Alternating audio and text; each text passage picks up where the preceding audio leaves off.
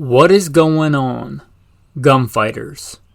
Welcome to Gunfighter Life, the podcast where we talk about gunfighting, tactics, firearms, ammunition. Today's episode will be on the latter.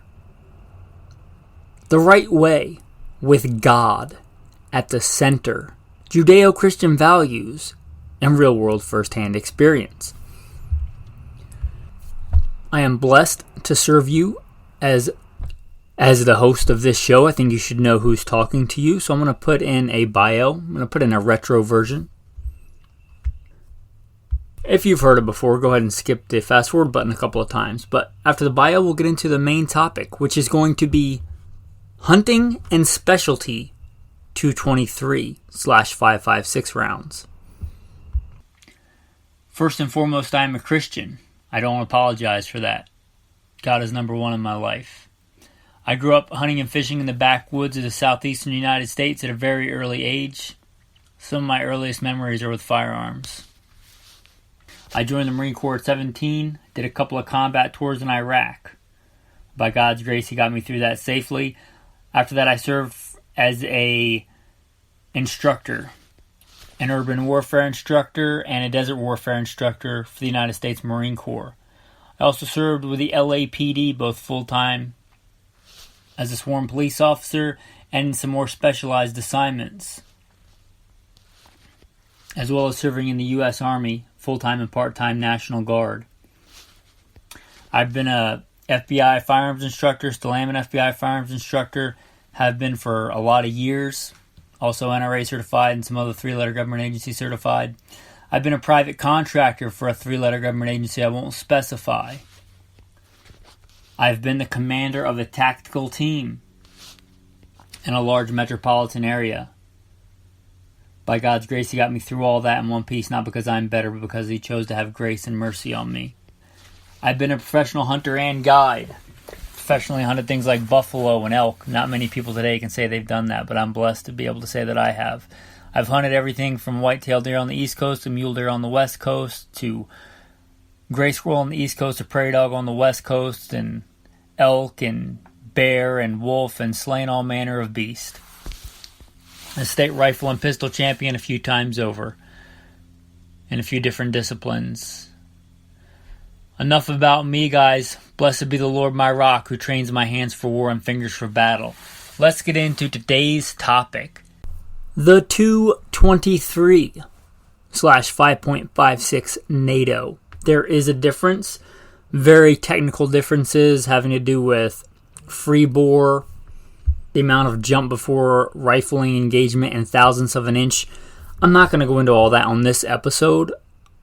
Just a simple, safe explanation. If your gun is chambered for 5.56 or 223 wild spelled with a Y, then you can shoot both. If it's chambered 223, then you should probably stick to 223. That little safety announcement, PSA, out of the way. This cartridge from 1957, we might think of it as like the modern black rifle cartridge. 1957, the same year as those beautiful 57 Chevys, which are very, very classic at this point. This cartridge is still going strong. I would imagine, if I had to guess, at the top produced and bought and sold centerfire cartridge in America in 2023, that it's 223/5.56. And again, from 1957. And I'm going to do a brief aside here, because I've heard this concern from a couple of different places. One from a patron. And he asked me a question, and I addressed him directly. We had a little bit of back and forth. That's one of the benefits of being a patron. And because I've seen it come up, and I'm humbled that you come here for advice. Now that the military, the big army, may be moving away from 5.56 to the new 277 Fury, did a whole episode on that cartridge. Is 5.56 going to go away? And my short answer to that is I wouldn't be worried about that. Not let's say in the next 60 years. In 60 years, ask me that question again. God willing, I'll still be breathing and I can answer it then. But I said in 1957, this was adopted as the main infantry round for the U.S. military, replacing the 7.62 NATO or 308. And let me ask you this. You have a hard time finding 308? No, it's probably the second most commonly sold round. And that was usurped as the main infantry round in 57. So think about that. And they do still use it in machine guns and stuff, to be fair, but that's not the ammunition you're buying. I doubt that you're buying linked belt-fed ammunition that the military has been using for the past 50 years for your ammunition. Yet 308 is readily available, and it's kind of the same boat. It was developed as a military cartridge, and very shortly after, they thought, hey, this might do good on the commercial market. Let's make it a 308 Winchester. And it's still going strong. This is a good cartridge. The 5.56, again, 1957. Even if it got replaced today, even if they decided to ramp up production on the new M7, which I still have my concerns about. But let's say the Army, the military, the Marine Corps was like, you know what, we may be going into a global hot war in the next couple of years. We're really going to up our defensive spending and equip every infantry, Marine, and Army with the new M5 and the 277 Fury. I think it would be a good 50, 60 years before that was a concern. Because what about the rest of the NATO countries that still make 5.56? Also, let me ask you this. How much of the ammunition that you have and buy for 5.56, 223 is actual MILSERP, military surplus? If you're talking about like the 55 grain XM 193, that went away a long time ago as a military round. I doubt you're buying any of that surplus. It might be marked XM 193, but again, the military went away from that specific load in the early 80s. And I would say that XM 193 is still probably the single most produced load. Now, I don't have numbers to back that up, but if I'm just going from what I see and from what I encounter in my years of shooting and competition and private contracting, being a professional firearms instructor, it's still probably the most common load. Not because they're buying a military surplus. I'd say the vast majority of that you see today was produced solely for the civilian market. And that's since 82. That's older than me. That round went away as a military round before I was born. It's still probably the most common 5.56 loading. You're talking a 55 grain FMJ. So I don't see any issues with that happening in the next several decades. Why? Because there are so many rifles here domestically and around the world chambered in 5.56. Just like the vast majority of 7.62, even if it's marked 7.62 instead of 308, but 7.62 and 308, the vast majority of that you buy is probably not military surplus. It's probably produced for the civilian market. And they're going to continue to produce as long as we're able to buy it and allowed to buy it. I would be far more concerned about Second Amendment infringement, which it shall not be infringed, being infringed and that taking away AR-15 and 5.56 than I would be about not being able to get the ammo because the military moves to 277 Fury. Again, there's still plenty of 308 around. Heck, there's still plenty of 30-06 around. And that was a military cartridge over 100 years ago, pretty much after the Korean War stopped being the primary infantry arm. And it's still one of the most popular cartridges in America. It's not like it's hard to get 30-06. So, I don't think it's really going to impact anything. You know, as the decades progress, 20, 30, 40 years from now, when a lot of people want what the military has, right? So if a lot of people gravitate towards the new 277 Fury, if that does become a success, and again, I have my concerns on that, but if it does, If the Army, the military does continue to try and equip and mass adopt that round, yeah, in a few decades, more and more people will start buying the 277 Fury. I'd say it's a long way down the road before it usurps the 5.56. And even when it does usurp it, even if it becomes a secondary or tertiary round, again, there's still plenty of 308, 30-06. So I wouldn't lose any sleep over it. Okay, that's a brief aside. Now let's talk about some specialty loads and hunting loads for the 223. Now, a lot of people think of the 223 5.56, and they think of a couple of main rounds that come to mind. The 55 grain aforementioned XM193 and the M855 62 grain LAP round. Maybe even the Mark 262 77 grain. But there's a lot of other ammunition for the 223 that makes it great. Let's work our way up. Let's talk about really, really small game hunting, varmint hunting. I'm talking prairie dogs, ground squirrels. If you've never been out west to hunt prairie dogs or whistle pigs, as they are often referred to in Idaho, and you've always wanted to go out west and go hunting, maybe if you don't want to mortgage your house or sell your car for a sheep hunt or something like that, maybe consider just going out west somewhere like LaSalle, Utah, or literally flying into Boise. And there's good, at least there used to be good whistle pig hunting 15 minutes from the airport. And spending a small fraction of that and just having a great time slaying prairie dogs that carry the bubonic plague. That's a real thing.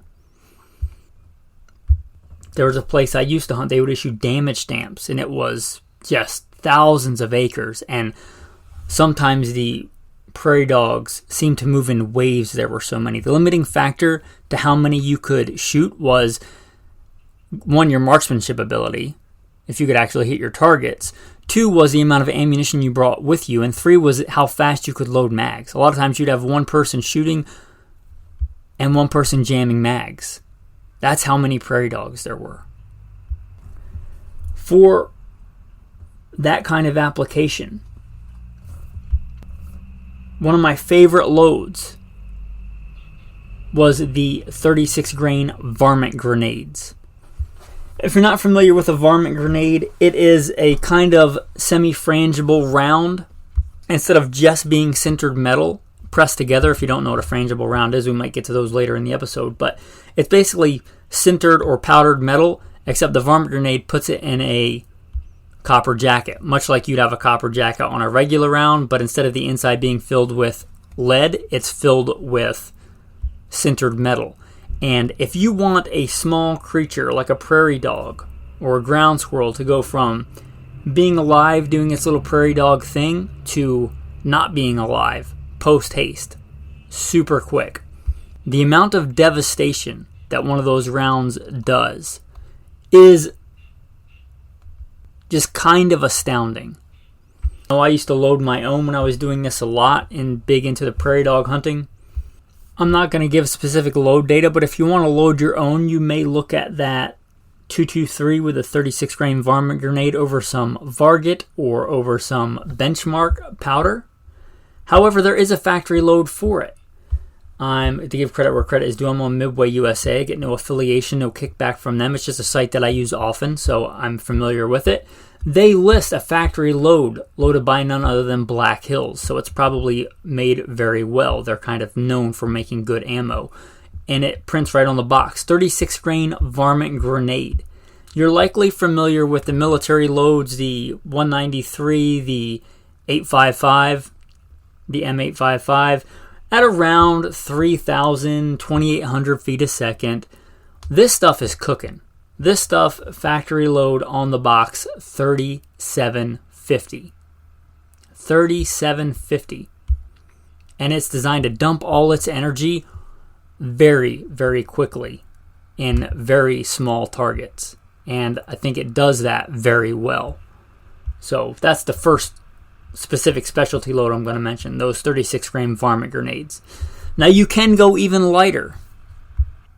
If you are familiar with the 22-250, kind of one of its big claims to fame was getting over that 4,000 feet a second. And make no mistake, 4,000 feet a second is hot. That's a fast varmint round. And it generally does that with around a 40 grain bullet. But again, if you're going for small targets, you can drop down to a 30 grain bullet. I'm on the Hodgdon website, which is a great reloading data center. It lists 30 grain load data, and looking at max loads, which you always want to start below the max load because you don't know your rifling and your freeborn stuff. You never want to start out with a max load. But looking at some of their max loads, they are getting that 30 grain bullet at over $4,000, at over $4K.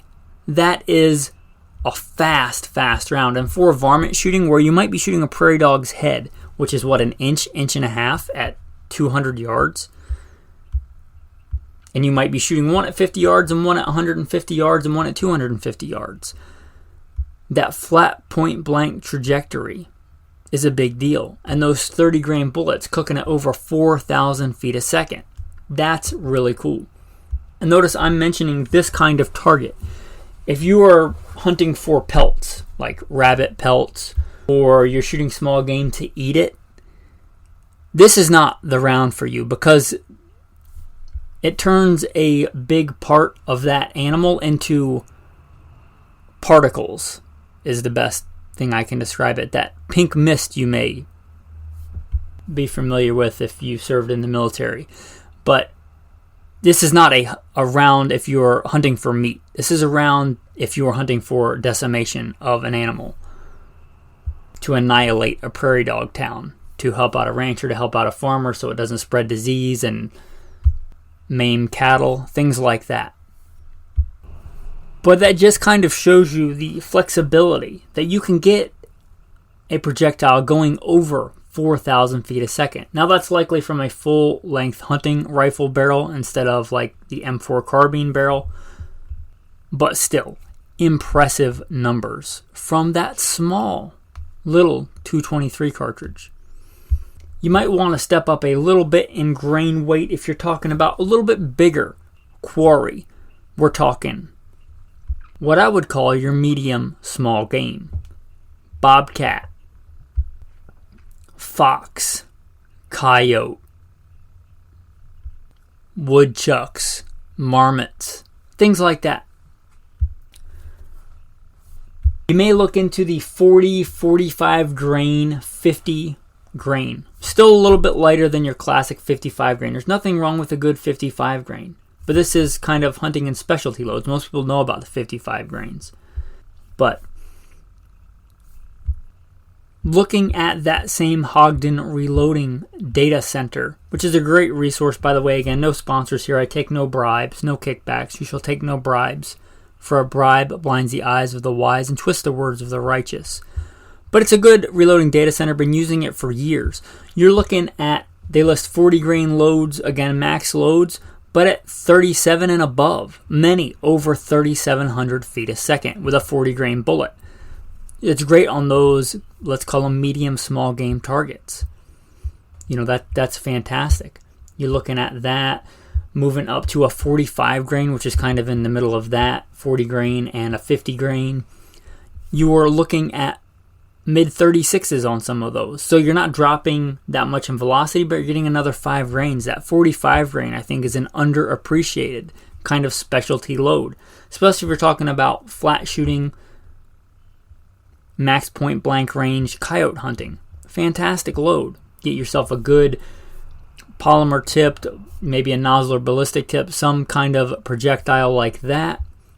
But a great load, great round. And again, some of those get up into the 3600s, one of them even into the mid 3600s. Moving up to another really good balance, the 50 grains. Just looking at some load data for those, you're dropping now a little bit in velocity. You're going up into the 32s, 33s. So that 45 grain is kind of a sweet spot. That 50 grain also, that's still quite a bit higher than a lot of your 55 grains. And there's a lot of options in the 50 grain. And I should briefly mention like the 52 grain. They're kind of known, I think, 52, 53 grain in the Hornady projectile world as well. Just looking at a quick factory load, looking here at the Varmint X. It's a factory load, 40 grain bullet. They list it at 3,600 feet a second. Polymer tipped, I think that would be a good load for what we were just talking about. Another one moving up to that, I mentioned Hornady. They make some good, 52, 53 grain, which kind of seems like an odd grain, but their VMAX bullets are kind of renowned for that kind of varmint hunting. They're polymer tipped. I do believe ballistic tip is an actual brand name for nozzler, but you may know them as that kind of style of bullet. Just that polymer tip that's on the front, that can help with not deforming the front of the bullet, getting slammed into a magazine, into the chamber, whatever the case might be, coming off easily and expanding rapidly.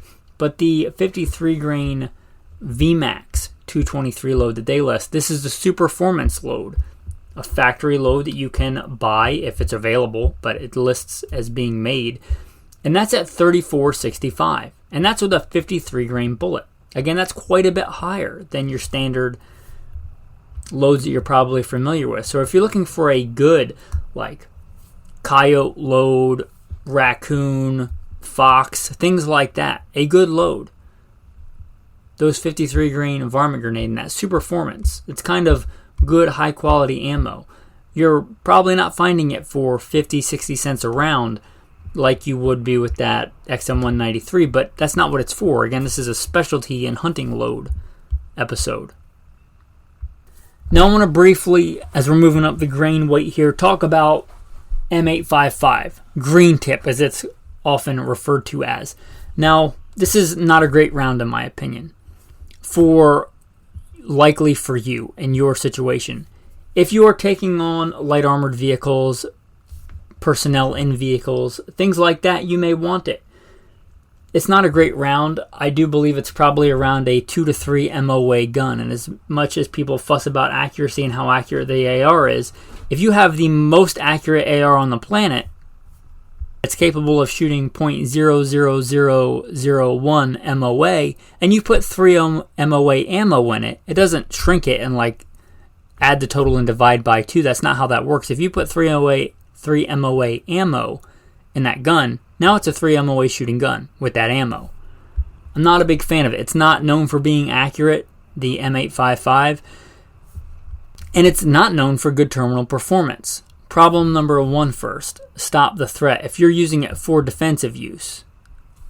So it's not good for really accuracy. It's not good for soft targets. Just because the military uses it, are you doing the kind of things that a military is doing? Here's one caveat. I do generally keep a magazine of this loaded up for my truck gun. Why? Light armor piercing, what it was designed for. If I'm having to shoot through my vehicle, which could be a thing, right? I have to shoot out of my vehicle. Or I'm trying to shoot into some other person's vehicle because there's a vehicle ramming incident, a mass casualty incident. Somebody is shooting at me from behind their car door. Yeah, then it makes sense. But it's still not my go-to ammo. And I would not advise it be your go-to ammo unless you have specific criteria where that makes sense. But I think people think it's a really good ammo because the military uses it. That doesn't necessarily make it so. I think there are rounds, if you want that similar grain weight, that do far better as far as terminal performance goes. Terminal performance, basically terminal ballistics. What does that bullet do once it enters the target? Now, if we're talking about traditional construction bullets, meaning cup and core, copper or copper alloy jacket with a lead or lead alloy core. Traditional, what you would think of as a traditional bullet. Lead core, copper jacket. I think this is the grain weight and no lighter that I would prefer for medium-sized game. Something in the 150 to 200 pound range. And you can extrapolate that into tactical situations as well. But it does very good on those kind of intended targets. A target that breathes, that has muscle and bone. So this is the lightest I would probably say is optimal if you're hunting that size game.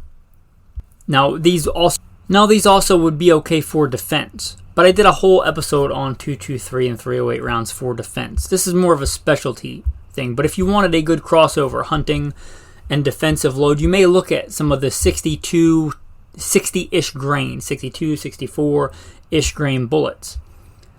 Good factory load they list is the Federal Fusion. It's a bonded bullet, meaning that cup and core is fused together. That's good for weight retention, I think it will be a good choice if you wanted to hunt medium game. Now, I should go out and say, I don't think this is the optimal cartridge for hunting medium game, but a lot of people do it. So if you're going to do it, at least do it with a proper ammo selection. That Federal Fusion, Federal is a good company, again, no affiliation, but they make good stuff. So if you're looking for that, not a bad way to go, that Federal Fusion. They list a 62 grain bonded bullet. It's not, cheap as, XM193, but that's not the point here. The point is not the dirt cheapest ammo you can get. Readily available, good ammo that is capable of hunting. Now, if you're leaning more towards a defensive round that may be used for hunting instead of vice versa, Speer Gold Dot does make a 62 grain. And Speer Gold Dot is kind of known in the industry. I'm sure a lot of R&D and stuff went into that round. It's a good proven round, the Speer Gold Dot 64 grain. So that's a good kind of specialty round. Also, Winchester Super X makes a 64 grain power point. That's, one of the readily available mid 60-ish grain weight rounds. So there's a lot of good choices in that range. There is Remington Corlock makes a 62 grain, and Remington Corlocks are kind of known in the hunting world. So if you're looking for that, Remington Corlock makes a 62 grain, ultra bonded, soft point. So again, if you're looking for a good kind of go-to medium game hunting load, and again, it wouldn't be my preferred cartridge for this, but if you're going to use it because it's so popular, this is the minimum that I would recommend as a good load for that. Now, ironically, this next category, when you move up in grain weight, you may be moving down in terminal performance because you're stepping up in external ballistics. So you may be giving up some terminal ballistics for external ballistics. Terminal, again, what the bullet does once it enters the target. External, what it does after it exits the barrel. Kind of its ability to fly through the air and how it performs getting to the target. Long-range shooting has become a very prevalent thing in the shooting community as of late. When you get up into the 69 grain and higher, a lot of those are made for target shooting.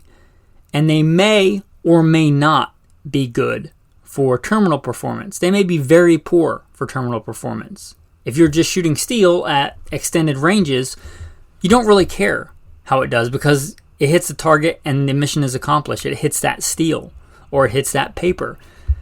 Very different than trying to put down a breathing target. So be cautious. I'm not saying that everything in this category is bad, but many of them, their prime directive is high ballistics coefficient, bucking the wind, and maybe little to no thought is put into how they perform on target, because that's not their prime directive. So if you're getting into like the 69 grains and higher, a lot of those are like match bullets. If you see match, that may indicate that they're not optimized for terminal performance. So just be cautious of that. But that's another specialty thing we're going to talk about. If you are talking about good external ballistics, good flying through the air, you may want to start at this range. You may want to start with the 69 grains and up. 69 grain seems to be a pretty common one for the longer range shooting. I loaded my own 69 grains back in the day, and back when I was big into this, and that was back when like a 1-9 twist was common. There's even heavier bullets today, but you're kind of limited a lot by the magazine overall length, the maximum length you can load the round to. And if you start getting these longer, sleeker bullets, they may eat up your powder capacity. So it's kind of a trade-off there if you're talking about in an AR platform or in a box magazine fed gun. If it's a single shot or a specialty built precision rifle with maybe longer tolerances, maybe it doesn't apply. But anyway, you get the idea there. Maybe start looking at these 69 grain and up rounds with the high BCs. Now, Winchester lists a 69 grain Winchester Match, which is a Match King bullet, boat tail hollow point. And again, it may say hollow point, but if it's designed for external ballistics, that hollow point maybe just has a lot to do with how they make the bullet consistent and more of an afterthought of the manufacturing process. Just because it's a hollow point does not mean it's optimized for defense like it would be in a hollow point, let's say 9mm bullet. Not all hollow points are created equal. In fact, most of the premium hunting loads in high velocity centerfire rifles are not hollow points at all. They're polymer tip, ballistic tip, soft point, things like that. Now getting into another really common grain weight. That's going to be your 77 grain. Kind of your Mark 262 was, as I understand it, and go back and verify this for yourself, the military's desire to have, better is not really the right term, let's say better in some other parameters. Not really designed to be an general issue infantry load, but a more specialty load, that Mark 262, the 77 grain. And Mark 262 is a very specific load done by Black Hills Ammunition, which you can get, and it's a good load. So if that's something you're interested in, maybe look into that. But I think the popularity and the mystique around that 77 grain load, the Mark 262, developed by Black Hills and adopted in some specialty roles in the military, kind of made a bunch of other manufacturers say, ooh, the 77 grain stuff is hot, let's jump on the bandwagon. So the 77 grain loads are fairly popular for this kind of higher, heavier. And this is likely about as high as you're going to get in common twist rates and common overall length 223. You can go specialty and load your own and go heavier 80, 90 grain bullets. But for common stuff, 77 grain is going to kind of be on your high end. We mentioned the Black Hills Mark 262. By all accounts, really, really good ammunition. There's also the IMI System 77 grain. It's called Razor Core. Match King hollow point. And again, that's a match bullet that happens to be a hollow point. Do your own research as to how well that does as far as thermal performance goes. Nosler also lists a match grade 77 grain custom competition match round as far as factory loads go. So if you kind of want the higher end, if you're kind of a bigger, heavier bullet and a given caliber kind of guy, the 77 grain is quite common today. Not as common as 55 grain or 62 grain even, but it's not hen's teeth. So if you're looking for primarily that heavy bullet kind of performance, whether that's you just want a heavier payload on target or you want good external ballistics, kind of precision long range, 5.56, 223 shooting is your thing, you may look at the 77 grains. A good kind of specialty load. Again, it wouldn't be my mass issue for infantry, but it's a good specialty load, and that's kind of what today's episode is about. And again, kind of the gold standard for that is the Black Hills Mark 262. Now let's talk about some other specialty loads. Tracer rounds. Now tracer rounds, you got to be careful using these, especially in like the Southwest where wildfires are pretty common. They can indeed cause fires. But tracer rounds, especially because the military uses the 5.56, tracer rounds are not uncommon. Why might you want these as a civilian? Well, a couple of reasons. One thing that was not unheard of in the war in Iraq was to put a tracer a few rounds up from the end of your magazine. So when you were about to run out of ammo, it gave you a visual indicator. And you might think, well, that's silly because then the enemy's going to know. But the enemy is getting shot at, especially by multiple people, and he doesn't know that SOP, standard operating procedure. He's not going to know that when he sees a tracer, that one specific adversary has 5 rounds left until his mag is empty, right? So there's a reason. Also, not unheard of, a squad leader may want a magazine of all tracers or every other round a tracer, as I was a... That way he can do what's called paint a target. If he's directing a fire team, a squad of men, and he sees a hardened bunker or something like that, and he wants to focus fire on that one target, that one vehicle, that one window in this massive building, he can start lighting it up with that tracer mag, and his guys will know, hey, that's our SOP. If we see the squad leader doing that, we need to focus our firepower on that target. That's another, use that you might find useful for tracer rounds. Another specialty load, frangible ammo. Frangible ammo. Now, why might you want to use this? Well, for shooting steel, especially shooting steel at closer distances. Now, you got to do your research. I'm not telling you the safe distance for you to shoot at your steel with a given frangible ammo. Look to manufacturers for that. But you should be able to shoot at closer distances. If you've ever pulled fragments of bullet out of your face and hands and body, that's not a fun experience. Frangible can let you shoot targets closer, safer. Let's say a shoot house. That's a pretty common one with the shoot house type targets. As you might imagine from the bio, I've done quite a bit of that. And again, shooting steel at closer distances might be a useful thing for frangible ammunition. Now, I kind of skipped over this next big category when I was talking about grain weights, because what I'd like for you to understand is these commonly referred to as either solid copper or monolithic or monometal bullets. These non-lead bullets, generally homogeneous, meaning the same construction throughout. These kind of bullets kind of play by their own rules, meaning a 55 grain solid copper 223 round is going to behave very differently than a 55 grain traditional bullet, either a 55 grain full metal jacket or a 55 grain soft point or polymer tip bullet. They're going to behave very differently, almost like a completely different caliber. So I didn't want to lump them in grain by grain, because again, a 55 grain may act, for example, a lot more like a 64 grain bonded controlled expansion bullet. Solid copper monolithic bullets, you may have to use them because of legislation.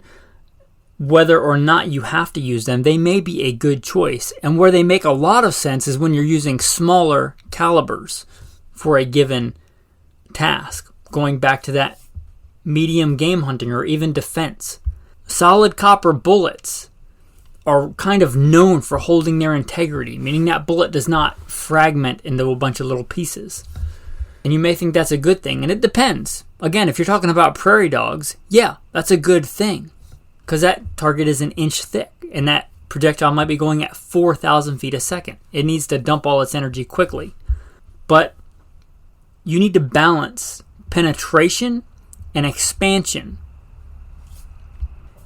And especially in what I would call marginal calibers, if you're talking about medium-sized game and things like that, these solid copper bullets, they're kind of really good in that arena. They're known for good penetration. They're known for those kinds of things. I used to hunt with a lady that had her father load her up these in 223, and she was successful. And I don't remember if these were 50 or 55 grain, but they were fairly light. And again, they don't behave like normal bullets. I should mention the most prolific and common of these are the TSX and the TTSX by Barnes. And again, no affiliation, no kickbacks. They're just kind of the most proven.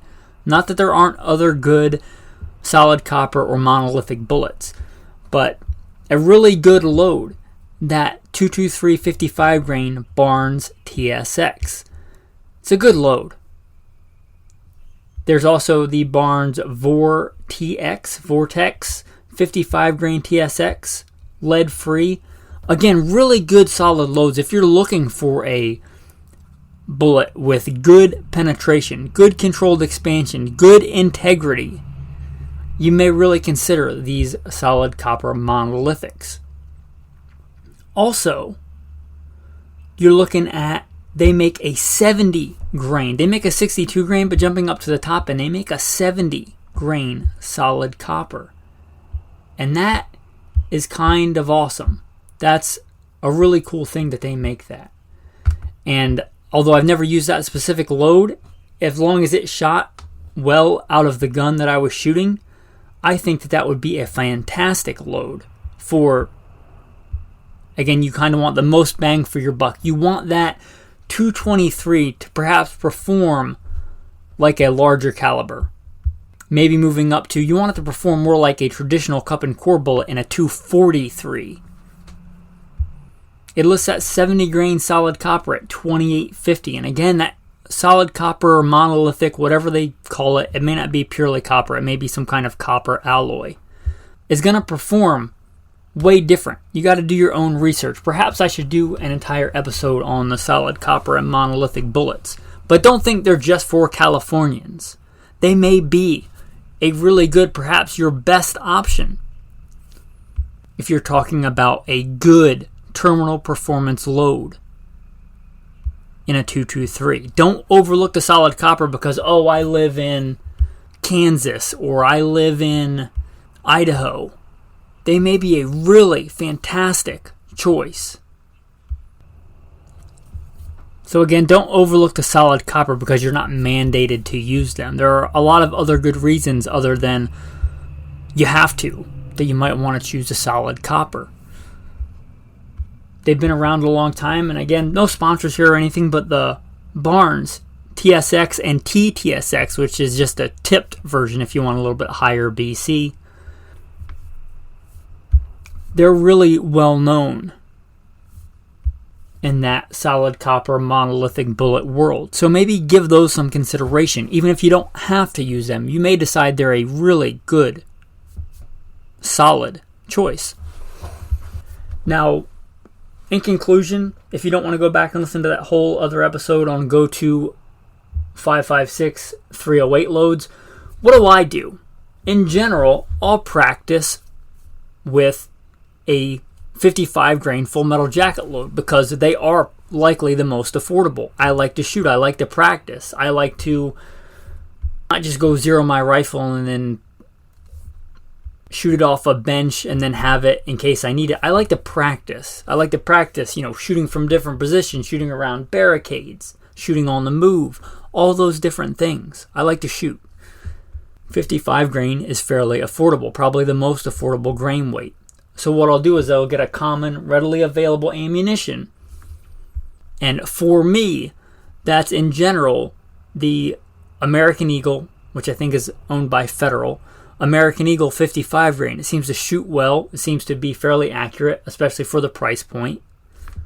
And it's good American ammo. It's not that bimetal, cheap Russian Tula or whatever ammo that I really don't care for. It's good. Reloadable cases, 55 grain, American made, affordable ammunition. And I like to find a defensive load. And you have to do this research for yourself. But you can start here and see. But you have different points of aim, points of impact. Okay, if you load a 36 grain varmint bullet and zero your gun for that, it's probably not even going to be close to being zeroed with a 77 grain Mark II 62, right? You can't just switch back and forth between 55 grain and 77 grain unless for some weird anomaly you know that your rifle shoots both those loads. Same point of aim, point of impact. You have to verify that. What I generally like to do is I like to, again, my go-to just practice load is that 55 grain full metal jacket. And then I'll have a good terminal performance round in the 55 grain. that shoots the same point of aim, point of impact, because I do my own research. No, I'll use other stuff, especially when ammo is hard to get, but my preferred go-to defensive load, kept loaded in the gun, in case of emergency, flip-off safe round, is the 55 grain Federal TRU, TRU, Tactical Rifle Urban. Been using that load for years, and it kind of most closely fits the parameters that I'm looking for. One of the descriptions I saw read for the urban law enforcement officer, which I used to be one, but it's still good. It's still a good kind of philosophy of use for what I might use that for.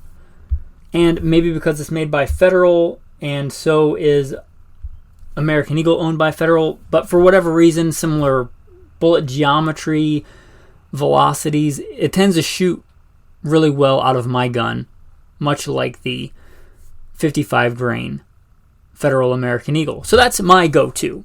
There are other options. The 55 grain Frontier ammo also has a full metal jacket and a hollow point version. You may look and see if those do a similar thing for you. But again, if I'm recommending a place to start to look, and again, you have to confirm this. Don't just assume it's going to work the same for you, or that, 55 grain Winchester white box is going to shoot in the same place. It may not shoot even the same place as 55 grain American Eagle full metal jacket.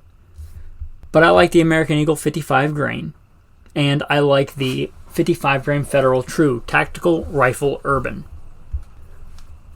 Anyway, I hope you enjoyed this episode, especially if you're kind of a ballistics nerd, you like that kind of in-the-weeds analysis on loads. And if not, if you're just kind of new to the world of guns and firearms, there is more out there than 55 grain full metal jacket and 62 grain green tip, and even 77 grain Mark 262. Maybe you want one of those loads, but maybe there's a far better load out there for what you want to do. With the 223 being so common and so readily available, and so many guns chambered for it, and so many different applications, there's a lot of different loads out there. So if hitherto you've only kind of looked at those main loads, maybe broaden your horizon on some other loads. Now, I mentioned this on the EDC 2023 episode on Alpha Male Podcast. I know not everybody listens to that, but that's an everyday carry episode that it may come out before or after this. Anyway, I know not everybody listens to both Alpha Male and Gunfighter Life podcast.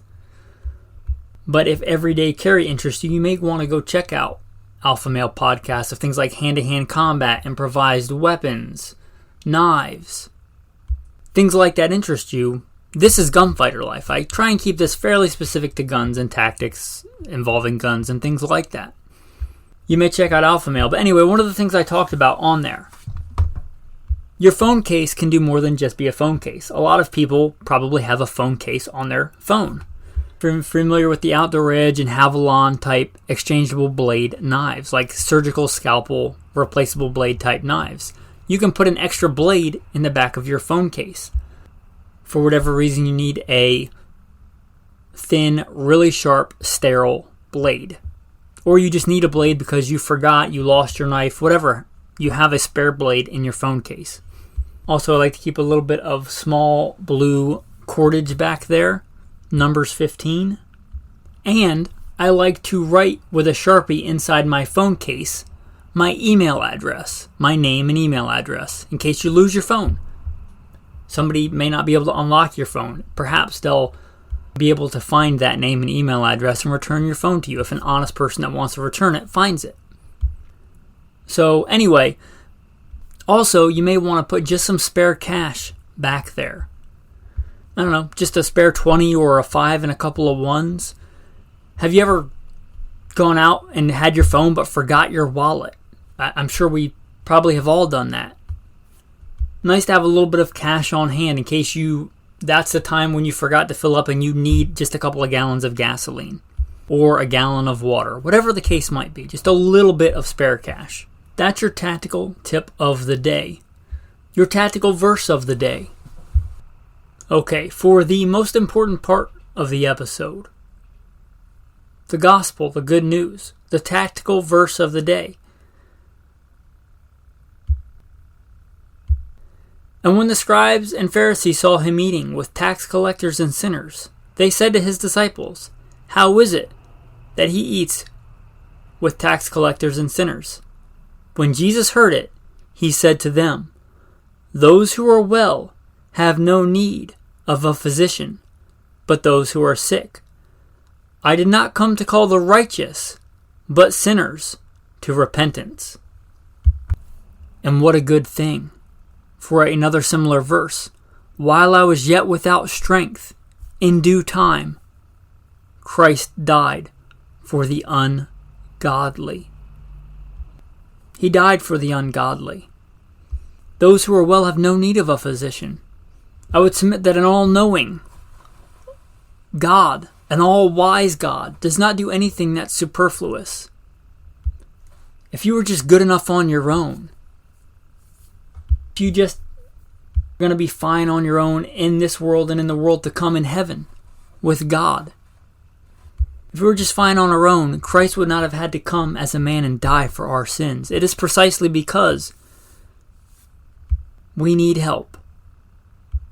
We are all infected with this thing called original sin. We are all sinners, for it is written, "For all have sinned and fallen short of the glory of God." God's standard is perfection. And Jesus says, "You shall be perfect as your Father in heaven is perfect."